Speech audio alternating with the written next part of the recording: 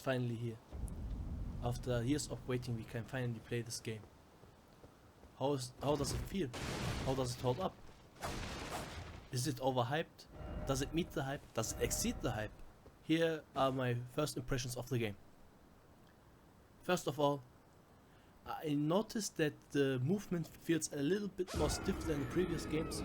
However, it may also be because of the frame rate issues, because after a while of gaming I just didn't feel like it anymore.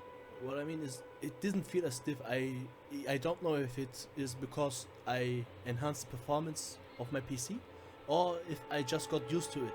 One big thing you should look out for when you buy the PC version is that the performance is really bad. I'm not joking.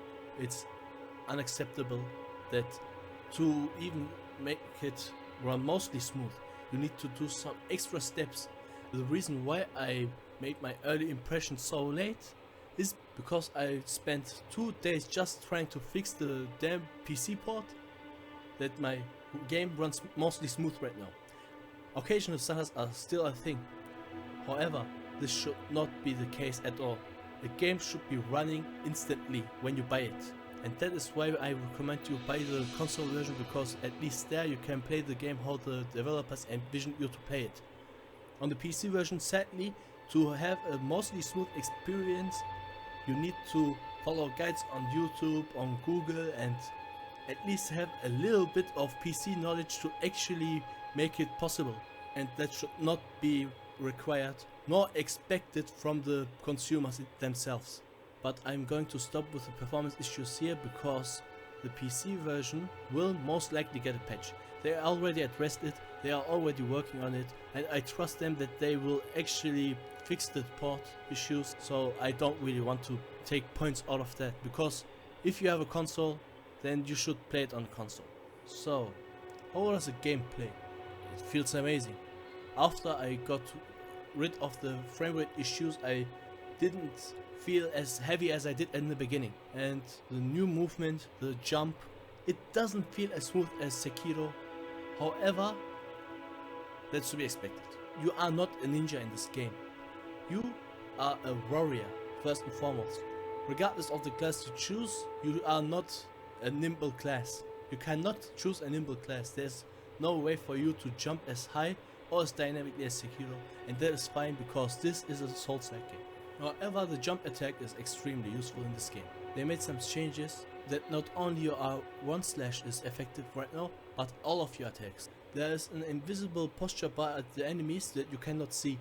However, the normal R1 attack depletes that really slowly, while the charge R2 and the jump R2 attack deplete it really fast. So if you consecutively hit them with these attacks, then they are going to get staggered and you are able to get a critical attack out of it.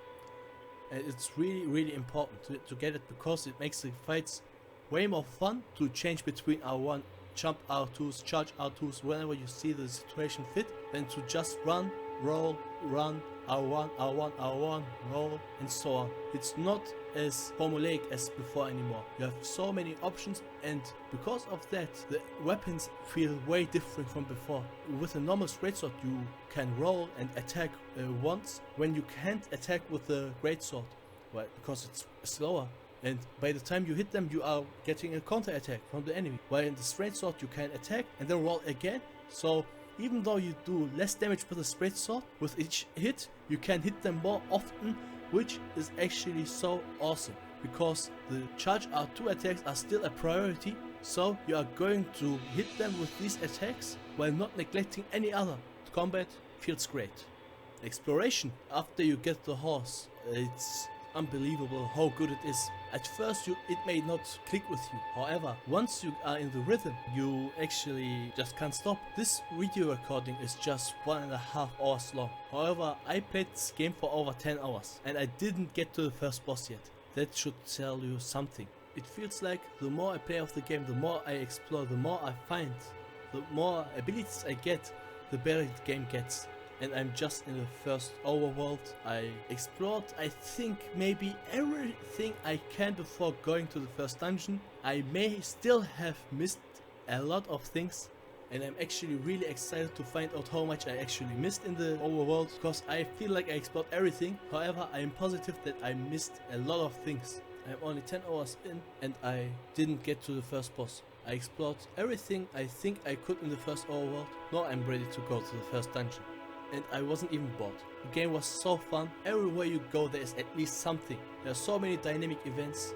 I don't want to spoil, so I'm just going to say one thing, and it was also in the network test, so I hope it's not too bad. So you are going through a lake with your horse, but then out of nowhere Torrent just goes away and you see you are being invaded.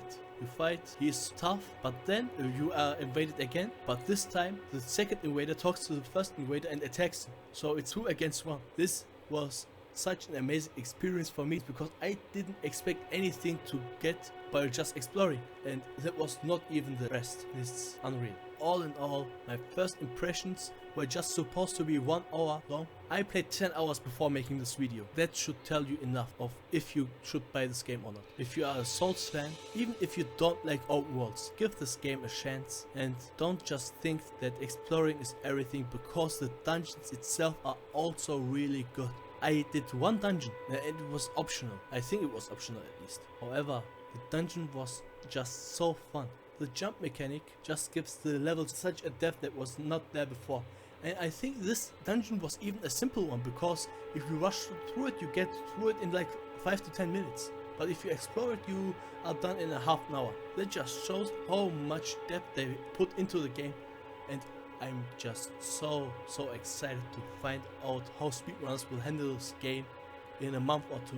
Also, the game gives you so many options. I am excited to find out how people will play this game in challenge runs. I play this game and every new thing I see makes me realize, okay, this is a new challenge run that can be done. You can craft in this game. Firebomb only runs are as viable as ever now. You just need to have the proper amount of materials, and your menuing skills need to be good enough, and then you can just make a fireball only run. It just works. All in all, even though we finally have the game, I'm still excited to see what the game gives us. I didn't see anything of the game yet. All I saw was just a small part of the game. I don't know what the story is going to give me. I don't know what the overworld is going to give me. All I know is that I'm not ready to see the things that I will see. And have mercy for those who never played a game like this before, to see what the weird stuff they are going to see. Now, this game is already highly recommended. I am sure that this game will be way better at the end of it than it was at the start.